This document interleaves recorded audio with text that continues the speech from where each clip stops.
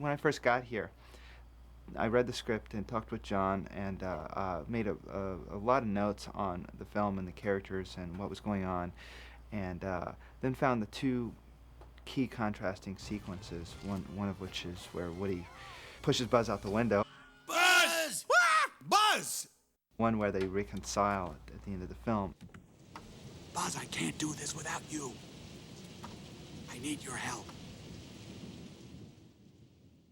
I kind of worked up a palette for those and talked to John a lot about those, and a lot of his ideas on the color for this film were from like Maxfield Parrish and illustrators like William Joyce and Kevin Hawkes and Steve Johnson, children's book illustrators.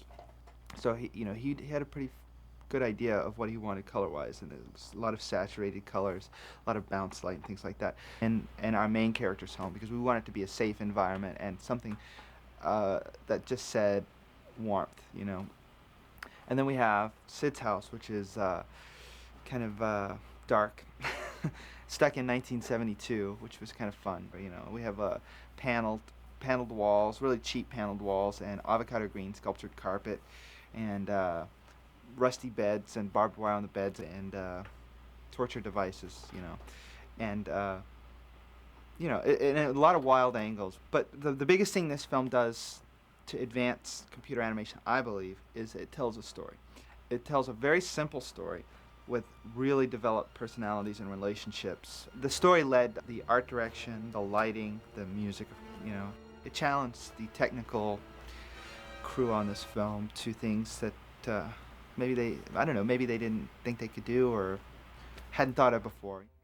And then there's a lot of little technical advances on the way. I mean, there's no better way of learning new things and doing new things than just doing them, or having a problem presented that you have to solve, rather than just sitting in a room and saying, well, let's try this or let's try that. What if, oh my God, we designed something in the story that we need to do in a certain way. How do we do it? And there's nothing like challenging one of the technical directors, because they can solve anything here. They really can solve anything. But also, one of the things we tried to do with this film was to remove it from its computer look. The thing that computer does easiest is straight lines, and we have our share of straight lines because this is a film with a lot of architecture. But we tried to soften it by rounding the corners slightly here and there, and using a lot of specialized lighting, a lot of bounce light, and a lot of very, very careful lighting. We had a really great lighting crew on this film. Just planning a palette and planning a color for the entire film. And we didn't really try so much to make everything so realistic and the toys realistic and the humans realistic. What we wanted to do was make it believable, and create an entire world versus trying to create reality. In a lot of ways, we've tried to make it hyper real, and I don't mean like more than real. It's just a kind of a heightened sense of reality. And what we tried to do was a cartoon. It was still a tremendous challenge, and something that I haven't seen anywhere in computer animation.